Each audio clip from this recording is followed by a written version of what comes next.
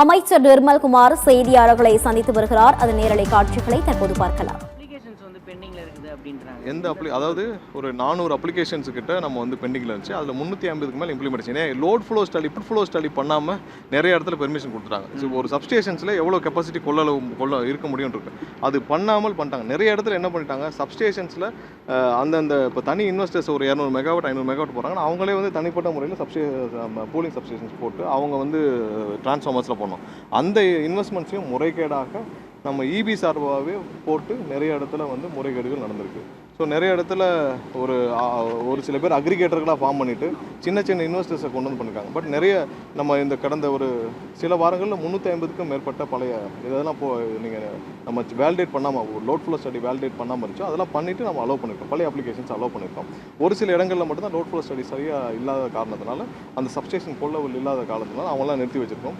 நிறைய இடத்துல வயலேஷன்ஸ் இருக்குது. அந்த வயலேஷன்ஸ் உள்ள நிறுவனங்களுக்கு மட்டும் ஒரு சில விளக்கங்கள் கேட்கப்பட்டிருக்கு. ஸோ அந்த வயலேஷன்ஸ் உள்ளதெல்லாம் நம்ம வந்து வேலிடேட் பண்ணிட்டு தான் கொடுக்க முடியும். ஏன்னா அப்படி கொடுக்கறது வந்து நம்ம அங்கே இருக்கிற சப்ஸ்டேஷன்ஸ்க்கும் ஓவர்லோடுக்கும் எல்லாருக்கும் வந்து அடிவுல காரணம். பாதிக்கப்பட்டவங்களுக்கு வேலை கொடுத்து எல்லாம் சில வாரங்களில் முடிவாயிரும். இப்போ அதுதான் இந்த பாலிசி நம்ம ரெடி பண்ணிட்டு இருக்கோம். சில வாரங்களில் முடிவாயிரும். ஏன்னா நம்ம வந்து இதில் அவசரமாக ஒரு திட்டமிட்டு அவசரமாக நம்ம பண்ணிவிட்டு அப்புறம் நம்ம மாற்ற முடியும். ஏன்னா எல்லாரும் பெரிய லெவல் இன்வெஸ்ட்மெண்ட்ஸ். இப்போ நீங்கள் ஒரு 5% 1% பேட்டரி ஸ்டோர்னாலே அவ்வளோ எவ்வளோ இன்வெஸ்ட்மெண்ட்ஸ் அவ்வளோ ஹெவியாக இருக்கும். இப்போ நீங்கள் 20% இன்வெஸ்ட் பண்ணுறாங்க, இல்லை 20% பேட்டரி ஸ்டோர் போகிறாங்கன்னா அதில் இன்வெஸ்ட்மெண்ட்ஸ் ஹெவியாக இருக்கும். நம்ம அந்த மாதிரி அவசரமாக அதை பண்ணிவிட்டு பண்ணக்கூடாது. அதனால எல்லாத்தையும் ஆய்வு செஞ்சு இப்போ ஐஐடியும் சேர்ந்து தான் அந்த பாலிசி கிரியேஷன்ஸ் இருக்காங்க. ஐஐடி நம்ம ஏற்கனவே எம்ஓஇ போட்டிருக்கோம். அவங்களுடைய டீமும் சேர்ந்து நம்ம பாலிசி கிரியேஷன்ஸ் இருக்காங்க. ஸோ எல்லாம் சேர்த்து தான் நம்ம வந்து மொத்தமாக சேர்த்து ஒரு குளோபல் லெவலில் அக்செப்டட் ஒரு பாலிசியாக இருக்கணும். அந்த பாலிசி தான் நம்ம பண்ணணும்.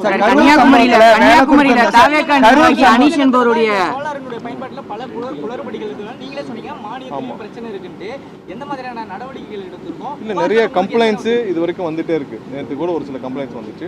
ஸோ இதில் நடவடிக்கைகள் கண்டிப்பாக இருக்கும். ஏன்னா புகார்கள் வந்து நேற்றுலாம் ஒரு சில கம்பெனிகள் வந்து நிறுவனங்கள் வந்து எந்தெந்த மாதிரி யாருக்கு நிறைய பேர் எங்களை மிரட்டி பணம் பறிச்சாங்க எல்லாமே புகார்கள் கொடுத்துட்டே இருக்காங்க. ஸோ அதெல்லாம் நாங்கள் வந்து வேலிடேட் பண்ணிவிட்டு அங்கே டிஎன்இபியில் இருக்கிற அதிகாரிகள் ஐஏஎஸ் ஆஃபீஸர்ஸ் எல்லாம் வேலிடேட் பண்ணிட்டு நெக்ஸ்ட் சொல்லலாம். சார், கரூர் சம்பவத்தில் பாதிக்கப்பட்டவங்க அரசு வேலை கொடுத்தோம், அது ரத்து செஞ்சுருக்காங்க. மேற்கொண்டு தமிழ்நாடு அரசு அது அவங்களுக்கு உயர்நீதிமன்றத்தில் ஒரு சில நீதியரசர்கள் அந்த ஆர்டர் கொடுத்துருக்காங்க. நம்ம சட்டப்பூர்வமாக என்ன பண்ணுவோம் நம்ம பார்த்துட்டு செய்வோம். தமிழக அரசு மானியம் கொடுக்க போகுதுங்களா? இல்லை சார், வீடுங்களுக்கு ரூஃப்டாப் சோலார் போடுறதுக்கு மத்திய அரசு மானியம் கொடுக்குது. அதே மாதிரி தமிழக அரசு மானியம் கொடுக்க போகுதுங்களா? இல்லை கண்டிப்பாக நம்ம வந்து கண்டிப்பாக என்னென்னா நம்ம வந்து மாநில அரசும் மானியம் ஒரு சில மானியம் நம்ம அனௌன்ஸ் பண்ணியிருக்கோம். ஸோ எல்லாம் உள்ளடக்கி சேர்த்து தான் பண்ணுவோம். வரப்போகுதுங்களான்னு கேட்குறேன். மானியம் இல்லை, அதுவும் வந்து அதுக்கு ஆல்ரெடி முதலமைச்சர் வந்து ஒரு சில மானியங்கள் கொடுக்கணும்னு சொல்லி ஏற்பாடுகள் செய்யப்பட்டுள்ளது. எல்லாம் உள்ளடக்கி நம்ம எப்படி செய்ய போகிறோம்னு சொல்லி பாலிசி ஆனோம். சார், இந்த மேகதாது விவகாரத்தில் எந்தவித கட்டுமானத்திற்கும் தமிழ்நாடு அரசுடைய அனுமதி தேவையில்லைன்னு சொல்கிறாங்க. மத்திய அரசு வரி விலக்கு அளிக்கும்னு சொல்லிட்டு இல்லை, தொழிற்சாலை கமர்ஷியல் பர்பஸில் கமர்ஷியல் அவங்களோட பயன்பாடுகளுக்கும் நம்மளோட டொமஸ்டிக்கும் வேறு மாதிரி. கமர்ஷியலுக்கு எப்போயுமே மானியங்கள் இல்லை. டொமஸ்டிக்கு இண்டிவிஜுவல் வீடுகளுக்கு டொமஸ்டிக்கு தான் மானியம் இருக்குது. சார், மேகதாது விவகாரத்தில் அந்த அணையுடைய குறித்து எந்தவித கட்டுமானத்திற்கும் தமிழ்நாடு அரசுடைய அனுமதி தேவையில்லைன்னு மத்திய அரசு கடிதம் மூலமாக விளக்கம் கொடுத்திருக்காங்க. அன்புமணி ராமசாமியுடைய கேள்விக்கு இல்லை, அந்த மாதிரி எந்த இதுவும் வந்து உச்சநீதிமன்றம் அலோவ் பண்ணல. 2018 வந்து ப்ராஜெக்ட் ரிப்போர்ட் மட்டும் தான் அலோவ் பண்ணியிருக்காங்களே தவிர்த்து ஒரு எந்தவித கட்டுமானம் செய்யறதுக்கு அலோவ் பண்ணல. அது இல்லாமல் அங்கே என்விரான்மெண்ட் அப்ரூவல், ஃபாரஸ்ட் அப்ரூவல், எந்த அப்ரூவல் இல்லாமல் எந்த கட்டுமானம் அவங்க செய்ய முடியாது.